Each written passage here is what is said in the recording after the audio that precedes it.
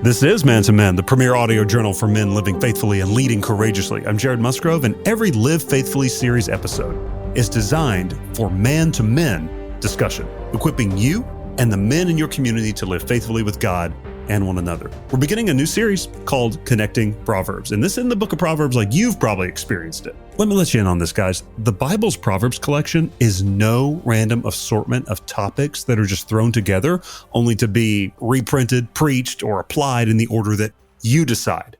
The Proverbs collection is one God-authored story. It's the story of an epic life. It was written for young men. It was written for a leader to carry with him throughout his entire life. This could be your life. It's not the fortune cookie collection of the Bible. It's the cohesive compass to help you find your way. We're going to be diving into that this entire season as we just begin to open up some of this collection. And we're going to look at Proverbs in a way you've never read it before. I think for the sake of our lives, we need to. And that's what we're exploring this season on our Live Faithfully episodes. Let me kind of read you guys in a little bit. As I have studied the book of Proverbs really since for about a decade, I have found that there is a structure to the book that we don't often talk about. The Proverbs collection was originally designed to help you connect and fight and lead and illuminate through every stage of human life. When you sync up your own life to its design and you follow its human development pathway, the way that God designed, you find your way with God and with one another. Let me just kind of generally jump in and give you the outline of the entire book. We won't be able to do the entire thing this season. We'll only do really just the first section, but I wanted to let you in on kind of the structure that the ancients used when they were forming the book of Proverbs. We believe this is God designed. We believe that God gave them to them. As this collection was being formed, it was formed in this way.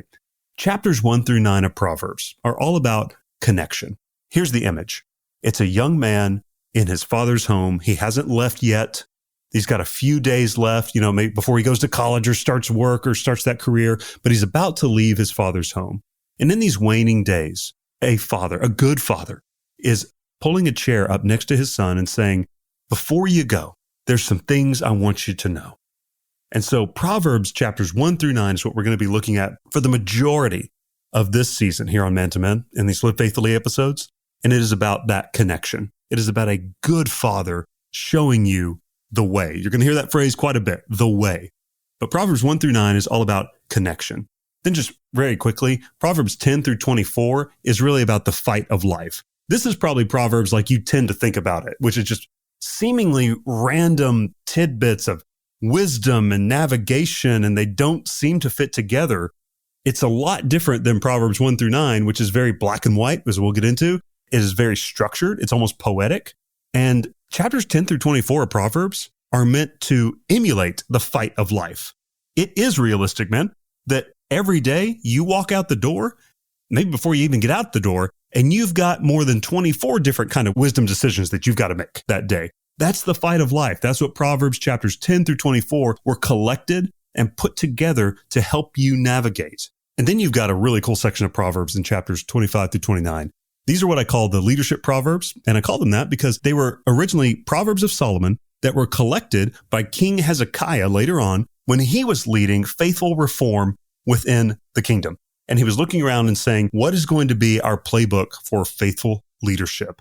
And Proverbs 25 through 29, those chapters are the Proverbs that he collected, most of them of Solomon. And he said, this is going to be the playbook for how we lead and live faithfully. And then the book of Proverbs closes with 2 chapters, both 30 and 31. And these are illuminate chapters. These are chapters if we're just walking through the lifespan from those early years of connection and relationship and learning to you're out the door, you're in the fight of life, you're getting your degree, you're getting your bona fides, you are marrying, having children, working, more work. And then maybe later in life, you get into a place of leadership, like in Proverbs 25 through 29, where you begin to be able to have the capacity to bless more. Proverbs 30 through 31 is about illumination. It is arriving at that very last stage of human life. And it talks about a sage there in chapter 30. And then you get a picture of what godly wisdom looks like there in chapter 31. Now, when you sync up your life to this design, guys, you find your way with God and one another. One of the things that we're going to do this season is we're going to look at some key words that are signposts throughout the Proverbs collection that are put there to help you chart your course. So as a young man and a young leader, this book is literally designed for you. That's the original design of the collection. And so we're going to recapture that. But some phrases you're going to hear over and over are your way, your heart. We are looking to recapture together the true intent of one of the Bible's most popular and most misunderstood and misused volumes. A little more about that after this. Do you feel called to ministry? The team at Southeastern Seminary knows that you have a strategic role to play then in fulfilling the Great Commission. That's why they offer the Master of Divinity to provide rigorous biblical and theological training for your current and future ministry.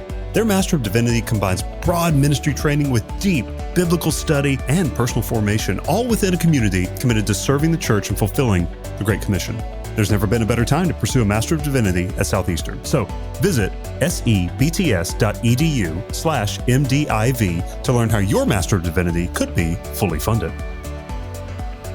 Man-to-Man listeners are men of vision. And if you're driven by a God-sized vision for ministry that's waiting to be realized, but you find yourself restrained by limited funding or the need for more dedicated time, friend of the show and sponsor Reliant Mission is ready to help you make that vision possible. Reliant equips support-based workers with the tools that they need, including expert training and coaching in fundraising. This training ensures that you can secure the funding required to dedicate yourself entirely to your God-given mission. Whether you're initiating a new project, joining an existing mission, or taking your ministry global, Reliant helps you secure the resources needed to turn your vision into reality. Visit reliant.org/partner, that's RELIANT.org/partner, to see how they can help your ministry visions come to life. Man, if you're listening to this audio journal, then I know you take your faith seriously. But I want to ask, do you take your role of equipping the next generation of Christians seriously? Friend of the show and our sponsor, Lifeway, offers 3 national camps that do just this: Fuge, Student Life, and Centric Kid. They are looking for young men who are serious about their faith and ready to work camp next summer. It's never too early to check it out. I've personally seen how the ministry that happens at camp can spark revival in the hearts of students, schools, and entire cities. Do you feel called to serve the church, get paid, find lifelong friendships, and have a lot of fun doing it? Then Lifeway camps are for you, guys. Let Working Camp be the place where you can serve next summer and also grow into the strong leader that God has equipped you to be. For more information, you can check out the link. Okay, maybe you remember, or maybe this is fresh for some of you guys and a little more distant for some of us, but I bet you remember before you graduated high school as a senior, or maybe before you graduated college, the question you would always get, you remember it? It was, hey, do you know where you're headed next year? What are you going to do next? People are always looking for a pathway. We do that sometimes just to make conversation, but having a pathway is a primal need. That's what that question reveals. And sometimes we find it annoying because we might have a path and we're happy to share that. Or maybe we shared it too much, or maybe, I don't know, quit asking me. But having a pathway is a primal need. I finished a book a while back called Wayfinding, and it's by an author named M.R. O'Connor. And wayfinding here refers to methods of determining and maintaining awareness of where you are located in space and time, finding a way and ascertaining a path through an environment to that desired destination, finding the signposts. Now, knowledge of where one is actually crucial if you're to profit from a wayfinding experience. This is all someone looking at just the cognition and everything that goes into how human beings find their ways. Now, one of the essential aspects of being a human being is finding a way. It's necessary to be lost and reading signposts and learning how to go. That's certainly true when following Christ. There's so many metaphors that I found in this wayfinding book. Think about just from the ancient Israelites following a pillar of fire to Jesus' own invitation to his disciples, follow me. They're tapping into this basic human primal need for direction, for a way. What we want is a roadmap. What we don't want is just the next bit of light for the walk. Sometimes we find that annoying, but that's often how God works. You have to lean into the lifelong pursuit and just the next little bit of light. That's what Proverbs is actually going to teach us. It is about adventure, not arrival. It is about exploration with a proven compass. So those are some of the things I learned about wayfinding. It's not a book about Proverbs, but it's a captivating book that charts how the human experience has a profound capacity for exploration and memory and storytelling that aids our awareness, and that a lot of wayfinding, a lot of life is about awareness, not answers. That's the Proverbs collection. That's probably the best thing that I could give you guys as far as a way to orient you to the journey we're about to take, because we so much want home. We want things to be certain. We don't like navigating, and yet we are made to do so. Proverbs leans right into that. That's why it sometimes doesn't feel like a straightforward book, but you can learn to become a better navigator and to help other men and other people navigate their own lives by leaning into the God-designed compass that is in Proverbs. It's that next little bit of light for you and for those with whom you are leading and for those who are looking to you for leadership. Very much a way to follow the command of Jeremiah 6:16. It says, "Stand by the roads and look and ask for the ancient paths where the good way is. Walk in it and find rest for your souls." That next bit of light. That's what the Proverbs collection in your Bible is. It's a compass. It's a proven ancient navigational system, as I outlined earlier in those chapters, to walk you through your entire life to find a way. Now, let's get some misconceptions out of the way. This is all introduction for where we're going this season here on our Live Faithfully segment. Some misconceptions about Proverbs that I've found often as I've just studied the book deeply over the years is that, and I used to have this conception as well, Proverbs is just a book that's randomly thrown together. That is a misconception. I think you saw earlier, there is a divine design to the book. It's meant to be a manual, a compass that you carry throughout the rest of your life. It follows you through each stage of life. There's something special about leaning into those stages of life, whether you find yourself there or you're going back to kind of put things together, put your past in perspective, pray for the present, and make plans for the future. I also think there's a misconception that Proverbs should be approached with a scarcity mindset. Let me explain what I mean by that. We often go to Proverbs like it's just a random spin of a wheel, like we're picking at it and we're playing small, but the collection is actually an abundance. It's not a box of sacred samples that you go to like a box of chocolates that's just seemingly random and you're just poking them to hope you find the one you like. But Proverbs is a rich, full, filling meal for all of life and godliness in the structure that I shared with you guys in its original design.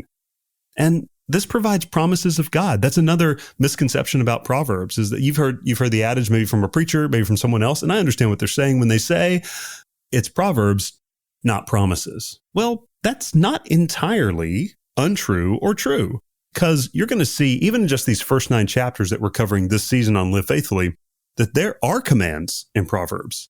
There is guidance offered in Proverbs. This is all the Word of God. There are actually promises of a blessed life in Proverbs. How about this from chapter 3? We'll get into this in a few weeks, but already there's a promise of blessing. In chapter 3, it reads, "Blessed is the one who finds wisdom and the one who gets understanding, for the gain from her is better than gain from silver, and her profit better than gold." So there are a lot of promises, commands, and guidance in the book of Proverbs. The other misconception that I would say in Proverbs is that it's boring.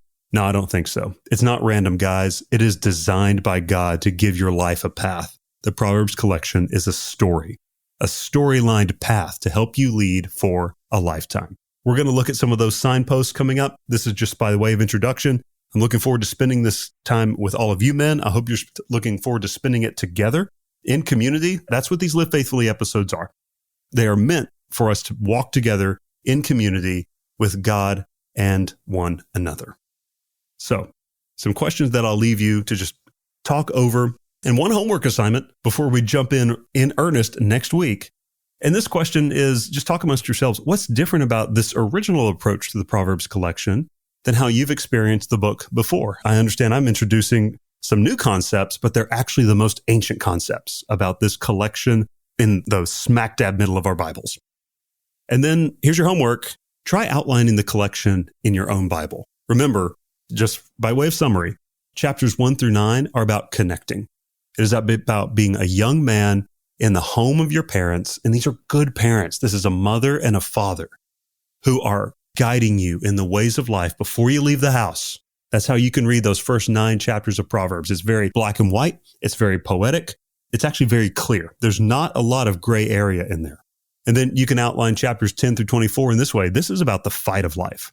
This is about some black and white wisdom decisions. It's also about increased complexity. As you get to chapter 16 and on, you start to see some of the seeming gray that comes out of living life, some of the complexity that sometimes things aren't just black and white, or are they? That's the fight. And then Proverbs 25 through 29.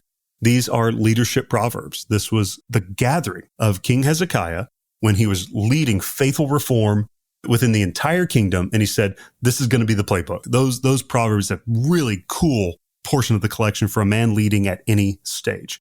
And then you've got the sage wisdom and the ultimate culmination of wisdom there in chapters 30 through 31. And I call those the illuminate chapters. All right, that's probably enough for this week. There's your homework. We're going to be back next week with Proverbs 1. Until then, live faithfully.